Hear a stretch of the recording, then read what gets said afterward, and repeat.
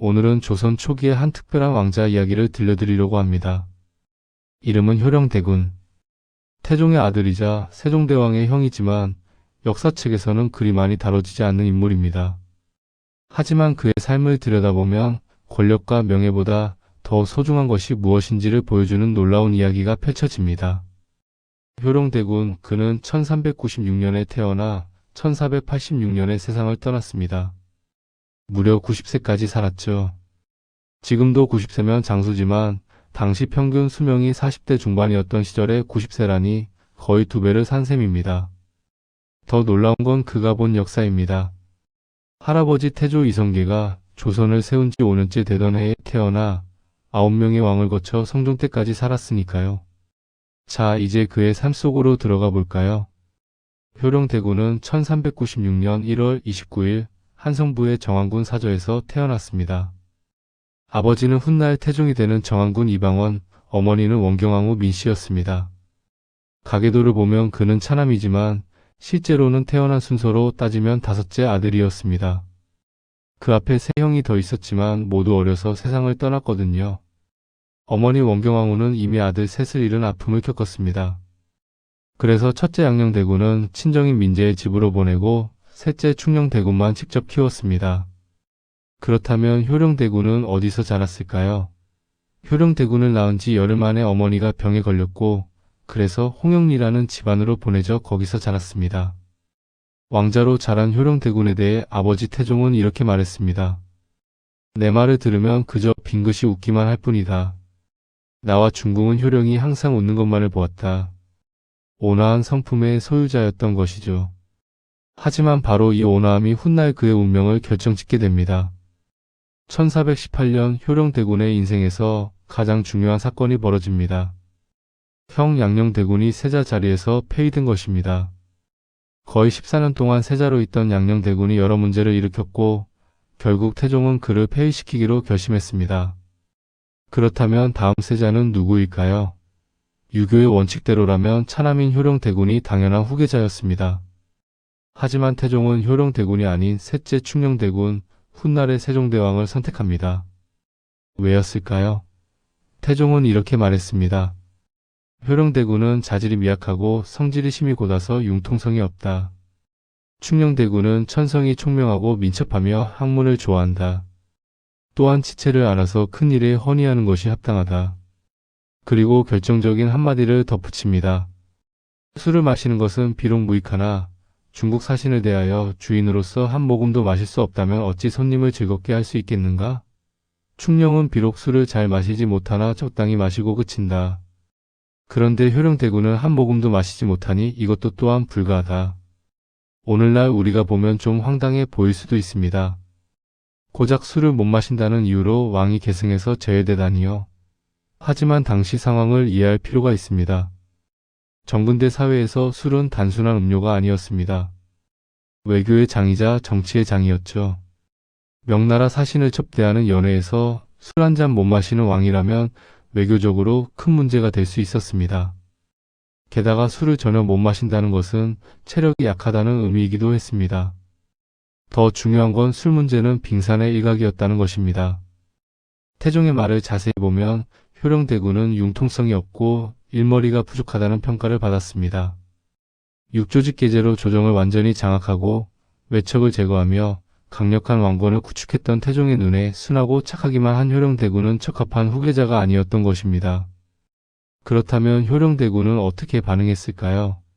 놀랍게도 그는 아무런 불만도 표시하지 않았습니다. 시리에 빠졌다는 기록도 동생 충녕대군에게 원한을 품었다는 기록도 전혀 없습니다. 유교 사회에서 차순위 척장자로서 분명한 계승권이 있었는데도 그는 담담히 자신의 운명을 받아들였습니다. 어쩌면 효령대군은 애초에 왕위에 관심이 없었을지도 모릅니다. 그가 진정으로 원했던 것은 권력이 아니라 다른 무언가였으니까요. 효령대군이 평생 몰두한 것은 바로 불교였습니다. 조선왕조실록을 보면 효령대군 관련 기사의 대부분이 법회를 주관하거나 절을 중건했다는 내용입니다.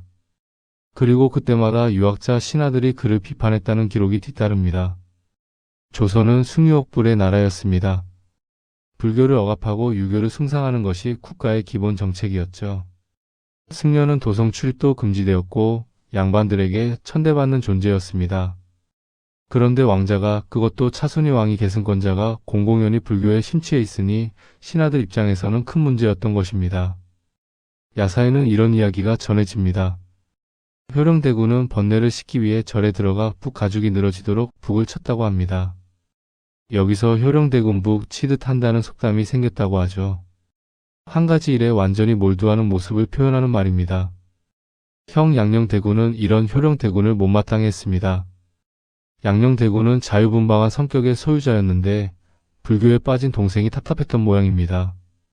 실록에는 양녕대군이 효령대군이 불공 드리는 절에 가서 사냥한 짐승을 잡아 고기를 구워 먹었다는 기록이 있습니다. 동생을 놀리고 괴롭히려는 의도였던 것이죠. 심지어 양녕대군은 자신과 효령대군의 얼굴이 닮은 것을 이용해 효령대군을 사칭하기도 했습니다. 그렇게 막 나가는 형이었지만 효령대군이 화를 냈다는 기록은 어디에도 없습니다. 정말 대인배였던 것 같습니다. 동생 세종은 어땠을까요? 세종과 효령대군 사이에 일화는 많지 않습니다. 하지만 세종은 항상 형을 보호했습니다. 신하들이 효령대군의 불사를 비판할 때마다 세종은 그를 감쌌습니다. 형제 사이가 좋았던 것으로 보입니다. 일부에서는 효령대군이 아예 승려가 되었다고 알려졌지만 이는 사실이 아닙니다. 머리를 깎고 완전히 출가했다면 조선왕조실록에 분명히 기록되었을 텐데 당대 실록에는 그런 내용이 없습니다. 한참 후대인 선조실록에 가서야 효령 역시 가사를 걸치고 불문에 몸을 의탁했다는 구절이 나오는데 이는 야사를 기입한 것으로 보입니다. 정확히 말하면 효령대군은 제가불자로서 평생 불교 공부에 힘썼던 것입니다. 왕자의 신분을 유지하면서도 마음만큼은 불교에 기여했던 특별한 인물이었죠. 효령대군의 삶에서 빼놓을 수 없는 것이 형제관계입니다. 형 양녕대군, 동생 세종대왕, 그리고 다른 왕자들과의 관계는 어땠을까요? 양녕대군과의 관계는 앞서 말씀드렸듯이 복잡했습니다. 양녕은 자유분방하고 제멋대로였던 반면 효령은 온화하고 조용했습니다. 실록을 보면 양녕대군이 효령대군을 상당히 얕잡아 본 것 같습니다. 유명한 일화가 있습니다. 양녕대군이 효령대군에게 이렇게 말했다고 합니다. 왕형부형이라. 왕의 형이지 남편의 형이냐? 무슨 뜻일까요? 양녕은 나는 왕이 될 뻔했던 형이다. 내가 나를 형으로 대접하는 건 당연하지만 내 부인까지 나를 형으로 대접할 필요는 없다는 식으로 말한 것입니다. 어찌 보면 자신이 폐쇄자가 된 것을 자조하는 말이기도 하고 동시에 동생을 놀리는 말이기도 합니다. 야사에는 양녕대군이 폐쇄자 될 때 효령대군이 갑자기 책을 펴고 공부하는 척했다는 이야기도 있습니다. 그러자 양녕이 헛짓거리 그만하라 고 꾸짖었다는 것이죠. 하지만 이는 신빙성이 떨어집니다. 효령대군이 정치적 야심을 보인 적이 없기 때문입니다. 동생 세종과의 관계는 훨씬 평화로웠습니다. 구체적인 일화는 많지 않지만 세종이 형을 정성스럽게 대했다는 기록은 남아 있습니다. 효령대군의 온화한 성품과 세종의 인품을 생각하면 두 사람의 관계는 좋았을 것으로 추정됩니다. 효령대군의 삶에서 가장 놀라운 점은 바로 그의 장수입니다. 90세까지 산 그는 조선 초기 역사의 산증인이었습니다. 생각해보세요. 그는 할아버지 태조가 조선을 세운 지 5년째 되는 해에 태어났습니다. 큰아버지 정종의 짧은 재위기간을 거쳐 아버지 태종이 왕이 되는 것을 봤습니다. 동생 세종이 왕이 되고 조카 문종이 즉위했다가 세상을 떠나는 것을 봤습니다. 그리고 손잡벌 되는 단종이 왕위에 오르는 것을 봤습니다. 그런데 단종의 시대는 비극으로 끝났습니다.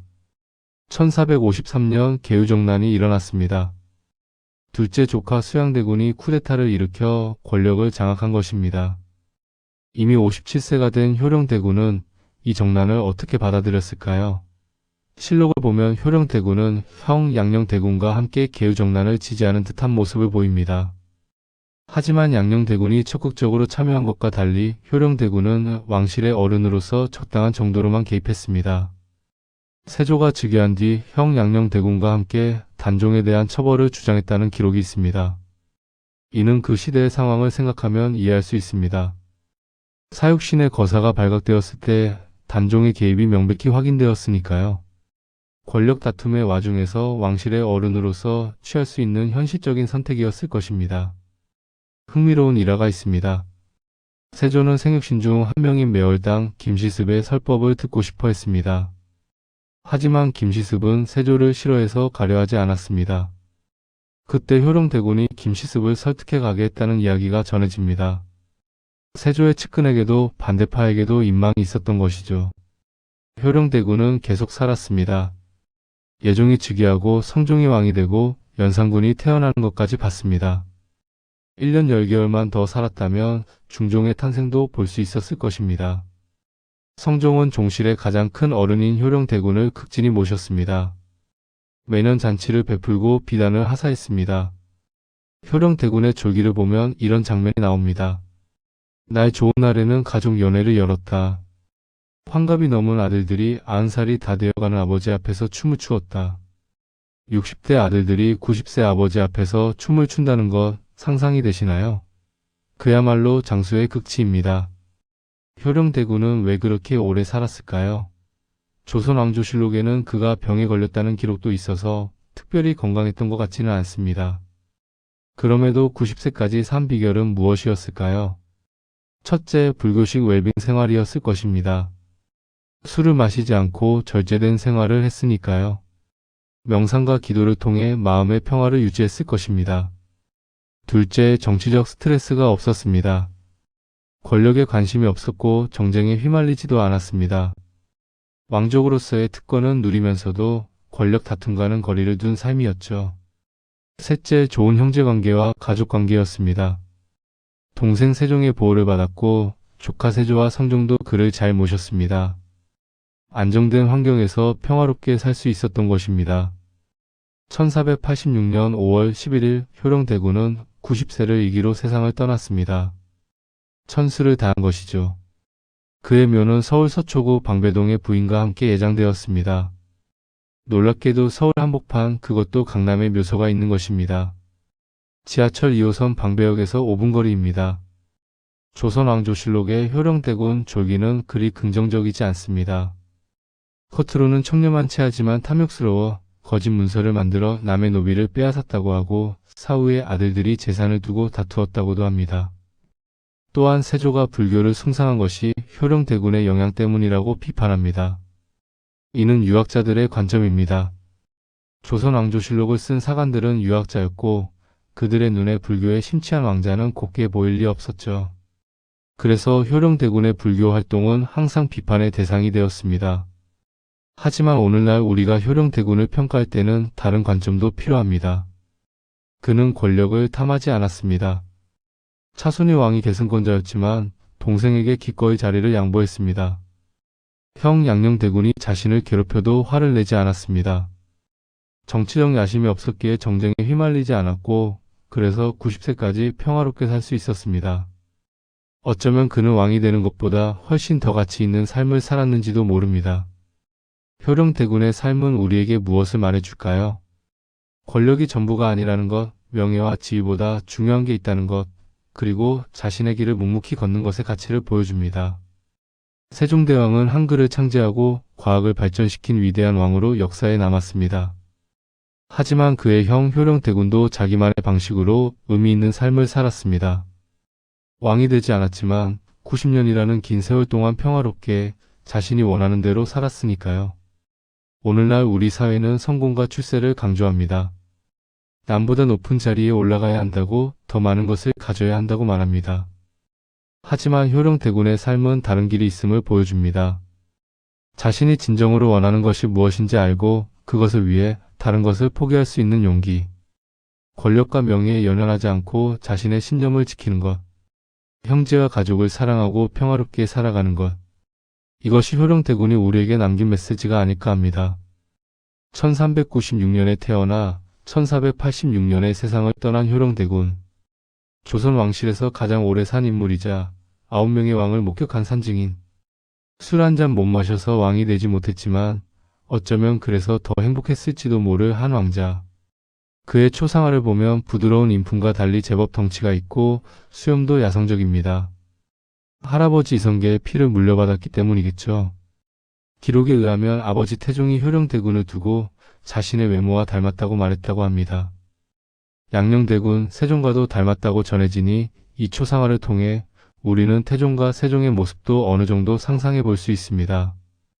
효령대군이 살았던 90년의 세월 동안 조선에는 수많은 일이 있었습니다. 그가 목격했을 주요 사건들을 정리해 보겠습니다.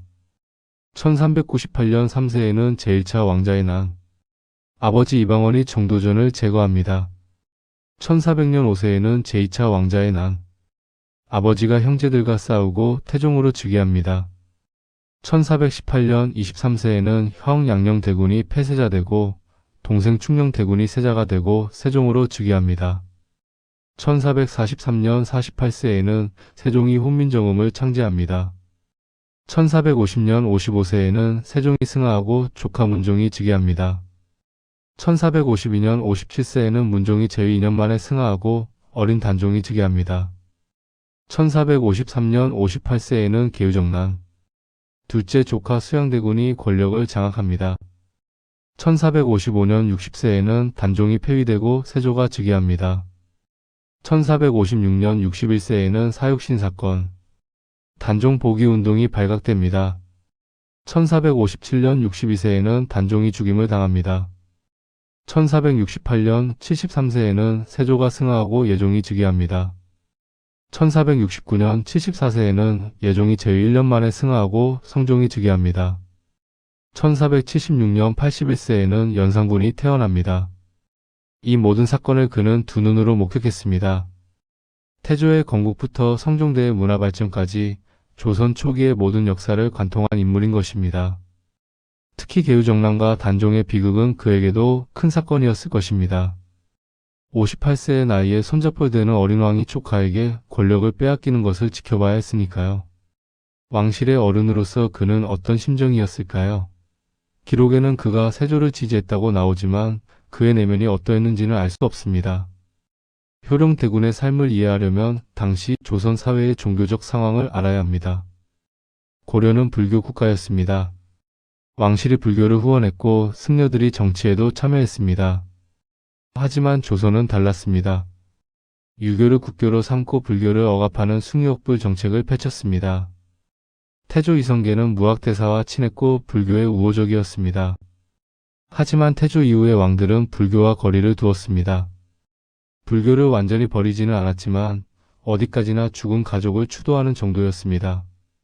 공공연히 불교에 기여하는 것은 유학자들의 비판을 받을 일이었죠. 그런데 효령대군은 달랐습니다. 그는 평생 불교에 심취했습니다. 법회를 주관하고 절을 중건하고 불경을 공부했습니다. 왕자로서 매우 이례적인 행동이었습니다. 왜 그랬을까요? 여러 해석이 가능합니다. 첫째, 순수하게 종교적 신념 때문이었을 수 있습니다. 불교의 가르침에 감동받아 진심으로 불도에 귀한 것이죠. 둘째, 정치적 야심이 없음을 보여주기 위해서였을 수 있습니다. 유교는 정치와 밀접한 관계가 있지만 불교는 세속을 떠난 종교입니다. 불교에 몰두함으로써 자신이 왕위에 관심이 없다는 것을 암묵적으로 표현한 것일 수 있습니다. 셋째, 형제 간의 경쟁과 권력 다툼에서 오는 스트레스를 종교로 해소했을 수 있습니다. 왕족으로 태어난 것은 축복이지만 동시에 끊임없는 긴장과 감시 속에서 사는 것을 의미합니다. 불교는 그에게 심리적 안식처였을 것입니다. 어떤 이유였든 효령대군의 불교 신앙은 진실했습니다. 신하들의 비판에도 불구하고 평생 불사를 계속했으니까요. 동생 세종이 보호해준 것도 큰 힘이 되었을 것입니다. 고려 불교 문화와 조선 유교 문화의 가장 큰 차이 중 하나가 바로 차와 술입니다. 불교는 차를, 유교는 술을 중시했습니다.